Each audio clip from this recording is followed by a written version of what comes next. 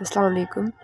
So previous lecture में हम बात कर रहे थे अबाउट द रिपब्लिक बुक 10 और हमने इसमें जैसा कि बताया था कि it is basically a dialogue between Plato and one of his student. तो इसमें हम देखते हैं कि प्लेटो किस तरह क्रिटिसाइज करता है पोइट्री को ऑफ द ग्रीक्स। तो हमने इमिटेशन के बारे में सब कुछ बता दिया था, इमिटेशन क्या है और डिवाइन बीइंग के पास ओरिजिनल आइडिया होता है। देन हमने मेकर का बताया, देन हमने पेंटर और फिर हमने पोएट को रिलेट किया पेंटर के साथ। यहाँ तक तो हमारी चीज़ें क्लियर थी। अब जो हम चीज़ स्टार्ट करने वाले हैं वो है पेंटर और पोएट्स दोनों को हम देखेंगे। सबसे पहले हम स्टार्ट में ना हम इस बुक को इस तरह लेके चलते हैं कि हम एग्जांपल देते हैं पेंटर की और फिर वहाँ से हम रिलेट करते हैं पोएट को। तो अभी जो हम टॉपिक करने वाले हैं, जो आइडिया करने वाले हैं, उसमें भी हमने यही सेम वही रूल अपनाना है। हमने कहना है कि जो पेंटर है इसमें वो कहता है कि पेंटर इमिटेट करता है क्रिएशन ऑफ आर्टिस्ट, यानी कि पेंटर एक कारपेंटर की चीज़ की बनी हुई चीज़ को देख के क्या करता है, उसको कॉपी करता है और उसको पेंट कर देता है। अब वो उसको देख के कॉपी कर रहा है, लेकिन देन फिर भी वो क्या कर रहा है, वो उसी क्रिएशन को कम्प्लीटली इमिटेट नहीं कर रहा, ना ही कम्प्लीटली, ना फुली, ना हम होली कह सकते हैं। वो सिर्फ उसका एक थोड़ा सा हिस्सा कॉपी कर। अब इसको कैसे समझने के लिए ये है, फॉर एग्जांपल अब एक पेंटर है, उसने कारपेंटर की बनी हुई चेयर देखी, ठीक है।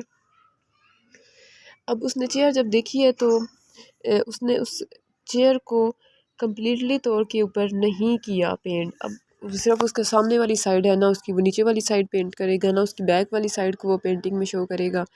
मतलब वो कंप्लीट उस चीज़ को शो नहीं करेगा, वो सिर्फ उसका एक थोड़ा सा पार्ट जिसको हमें देख के समझ आ जाएगी ये चेयर है, सिर्फ वो उसको, मतलब उस टाइम तो 3D नहीं होता था, तो मतलब उसको कम्प्लीटली तौर पे वो कॉपी नहीं करता था। अब देखें पेंटर इवन जो है कारपेंटर को भी कम्प्लीटली तौर पे नहीं कर पा रहा कॉपी। फिर हमने कहना है कि जो इमिटेटर है वो ट्रूथ से बहुत ज़्यादा दूर है, वो ट्रूथ नहीं बता सकता क्योंकि उसको ट्रूथ के बारे में कोई चीज़ पता ही नहीं होती। इसको हम नेक्स्ट जाके हमें समझ आ जाएगी कैसे नहीं पता होती। देन हम कहते हैं कि इसी वजह से जो इमिटेटर्स होते हैं वो हमें इमिटेट कर हमें डिसीव करते हैं और अपना मैसेज डिसीव करते हैं। वो कहता है इसी तरह जो सबसे बड़ा ग्रेट पोएट था ग्रीक्स का, होमर। तो होमर भी एक अच्छा पोएट नहीं है क्योंकि उसने भी इमिटेशन से काम लिया है और उसने अपनी पोएट्री को में इमिटेशन की है और वो भी रिमूव है फ्रॉम द ट्रूथ ट्वाइस, मतलब कि वो भी ट्रूथ से ट्वाइस रिमूव्ड है।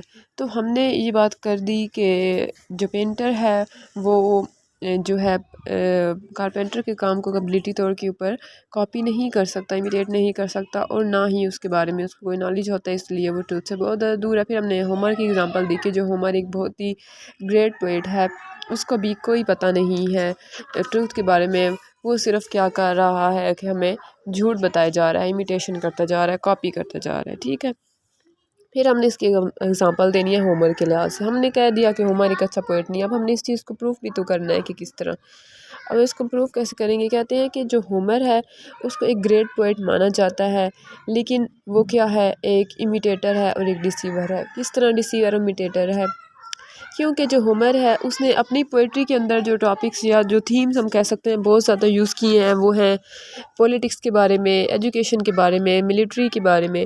लेकिन अगर हम उससे ये पूछें कि क्या तुमने आज तक किसी पॉलिटिक्स में हिस्सा लिया, तुमने कोई एकेडमी पढ़ाई, तुमने कभी ख़ुद फिज़िकली मिलिट्री में किसी आर्मी में अपनी पार्टिसिपेशन की, किसी वार में पार्टिसिपेट किया, his answer will be no. मतलब कि उसने ना इस चीज़ में कभी हिस्सा लिया, ना उसके पास इसका कंप्लीट नॉलेज है, लेकिन फिर भी वो बड़ी महारत से लिख रहा है, चीज़ों को इमिटेट करके पोएट्री में लिख रहा है। ये चीज़ आई होप क्लियर होगी। तो वो यही कहता है कि ना तो उसने कभी किसी स्टेट को रूल किया है, ना उसने कभी किसी पॉलिटिक्स में हिस्सा लिया, ना उसने कभी, हमें ये पता चला है उसको पढ़ने से कि कभी वो किसी अकेडमी का मेंटोर रहा है। तो लेकिन फिर भी वो अपने आइडियाज़ इस तरह ग्लोरियसली रिप्रेजेंट कर रहा है जिससे हमें पता चल रहा है कि Homer is basically a deceiver and imitator. He don't have a complete knowledge about the thing about which he is writing. Next हमने कहना है कि जो होमर है उसका जो बेटा था वो अपनी ज़िंदगी में बहुत ज़्यादा प्राइवेट लाइफ में उतना ग्रो नहीं कर सका और इतना अच्छा नहीं परफॉर्म कर सका अपनी प्राइवेट लाइफ में, और ना ही होमर ख़ुद अपनी प्राइवेट लाइफ में अच्छा परफॉर्म कर सका। इसी वजह से जो होमर है उसको एक अच्छा फ़ेलो नहीं माना जाता। और उसका एक जो बेटा था वो अपनी ज़िंदगी में बहुत ज़्यादा उसको निगलेक्ट किया गया इसी वजह से, क्योंकि होमर के पास खुद किसी चीज़ का नॉलेज नहीं था। अगर तो वो एक अच्छा राइटर होता, एक अच्छा पोएट होता, तो जिन चीज़ों के बारे में वो लिख रहा है, लाइफ के बारे में, जिस चीज़ के बारे में भी, तो उसके पास उसका नॉलेज होता और वो खुद के ऊपर भी अप्लाई करता और अपने बच्चों को भी उसके ऊपर अप्लाई करने का कहता। और ना उसके बच्चे निगलेक्ट होते लाइफ में और ना ही होमर अपनी प्राइवेट लाइफ के अंदर निगलेक्ट होता। इसी वजह से जो होमर के आइडियाज़ हैं उसके इतने ज़्यादा फॉलोअर्स नहीं थे। और फिर हमने देन ये बात कर देनी है कि होमर के पास कोई भी चीज़ों का कंप्लीट नॉलेज नहीं था। नेक्स्ट कॉन्सेप्ट है कि होमर ने कभी भी इंसानियत के लिए कोई भी बेनिफिशियल काम नहीं किया, जबकि जो उसके फेलोज़ थे, कंटेम्प्रेरीज थे, उन्होंने बहुत काम किया फॉर द मैनकाइंड। इसी वजह से होमर के साथ उसके कोई फॉलोअर्स नहीं होते थे कि जो उसका काम कर सके। अब हमने कहना है कि जो पोएट है, हमें समझ आ गई कि वो भी like a painter he is away from the reality, और वो हमें डिसीव कर रहा है by his ignorant messages.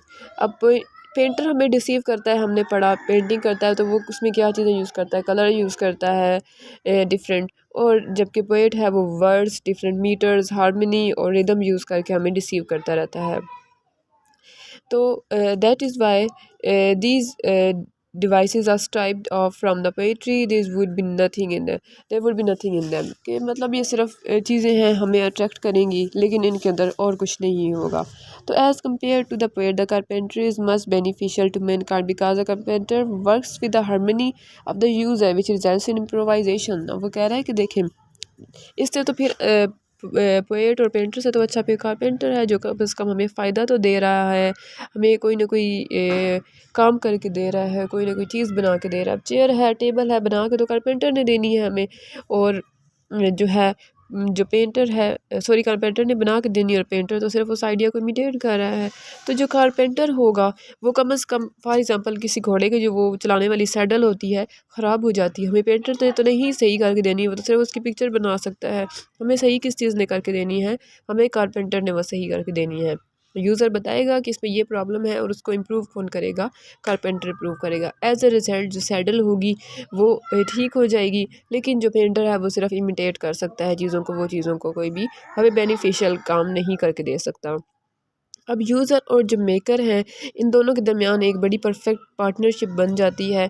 User को पता होता है हर चीज़ के बारे में। अब फॉर एग्जांपल उसकी सैडल ख़राब हुई, या किसी की जो फ्लूइड जो है यूज़ करते हैं, उसकी फ्लूइड ख़राब हुई, वो कारपेंटर के पास लेके गया। अब उसको पता है कि इसके अंदर क्या प्रॉब्लम है, इसके अंदर क्या चीज़ होनी चाहिए जिससे ये अच्छा परफॉर्म करेगी, तो वो अथॉरिटी के साथ बोलता है। जबकि कारपेंटर है, उसके पास स्किल होती है उसको ठीक करने की, तो वो उसको इम्प्रूव करता है, उसकी चीज़ को उसको ठीक करके देता है। लेकिन जो इमिटेटर है वो हमें कोई फ़ायदा नहीं दे रहा, वो सिर्फ चीज़ों को क्या कर रहा है, इमिटेट। तो इमिटेटर जो है, हमारा कंक्लूजन ये हुआ कि वो सिर्फ डिसीवर्स हैं, और जो पोएट्स हैं वो हमारा अपना मैसेज रिसीव करते हैं थ्रू दिस स्टाइल, चाहे वो एम्बिक स्टाइल यूज़ करें या heroic one the different meters, harmony, rhythm use करके हम सिर्फ रिसीव कर रहे हैं, अट्रैक्ट कर रहे हैं, और वो सिर्फ ट्रूथ से बहुत दूर है। तो यहाँ तक हमारी कॉन्सेप्शन ये थी कि जो पेंटर्स हैं या पोएट्स हैं, ना तो उनके पास कंप्लीट नॉलेज होता है, ना ही वो चीज़ों को कम्प्लीटली या होली उसको इमिटेट कर पाते हैं।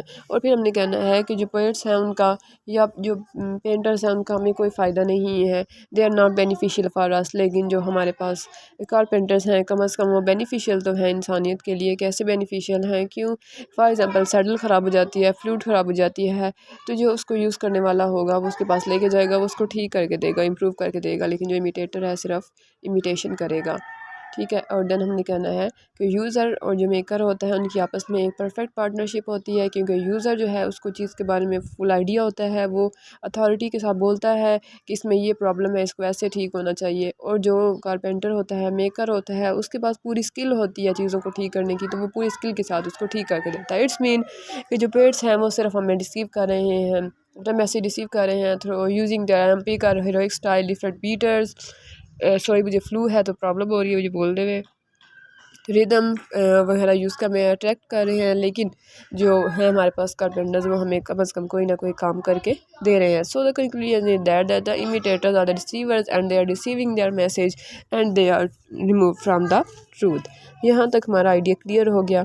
और इस हाँ अंदर हमने अपने होमवर्क की एग्जांपल को भी मस्ट याद रखना है। देन नेक्स्ट जो हम रेशनैलिटी वाली साइड पे जाएंगे वो इंशाल्लाह हम नेक्स्ट लेक्चर में कवर करेंगे।